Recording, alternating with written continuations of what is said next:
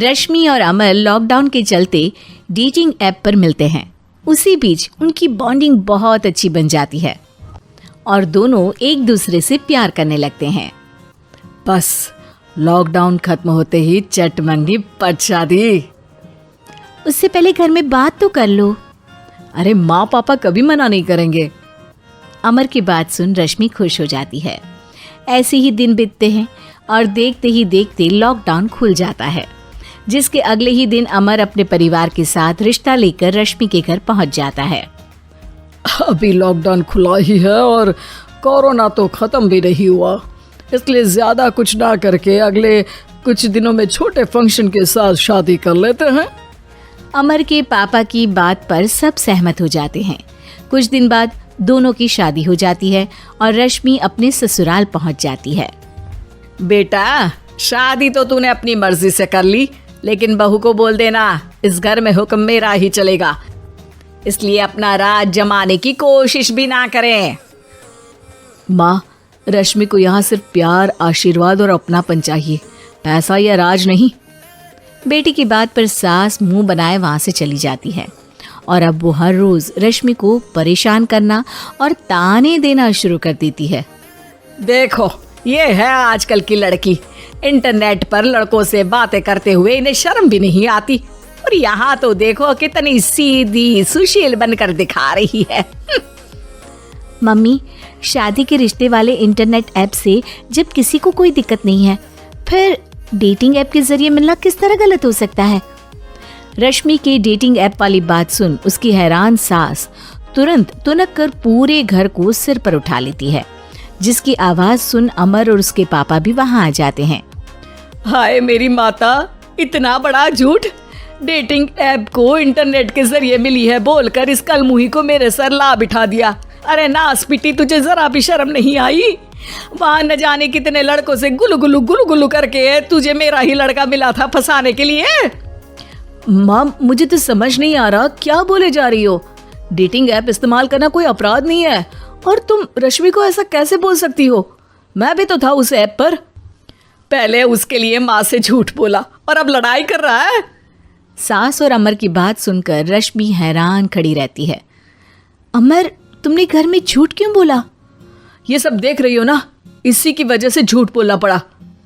एक तरफ अमर और रश्मि की ये बात चल रही होती है, वहीं दूसरी तरफ सास का नॉन स्टॉप क्लेश सबको परेशान कर देता है।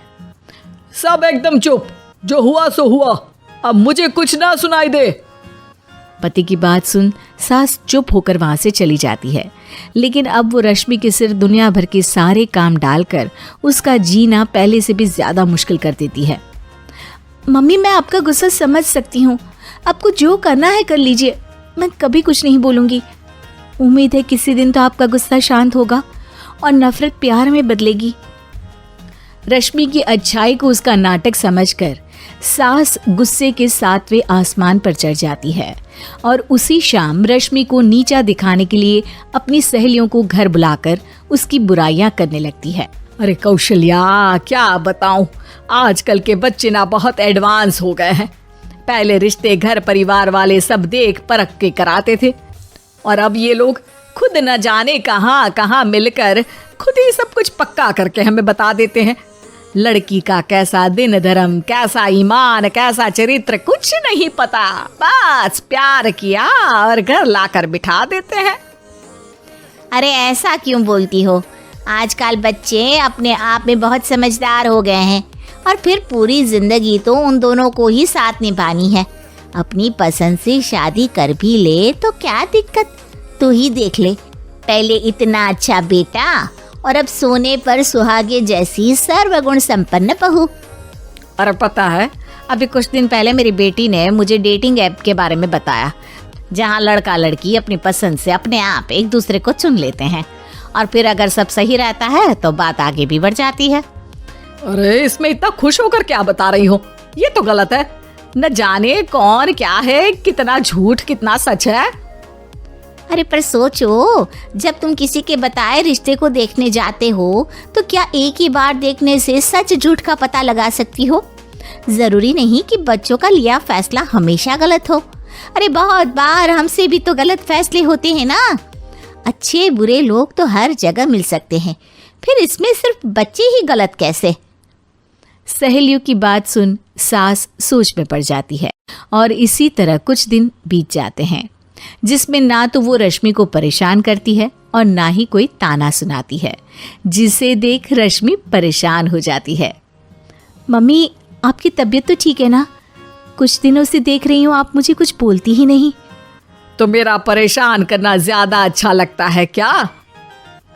नहीं, आपकी शांति उससे ज्यादा परेशान कर रही है।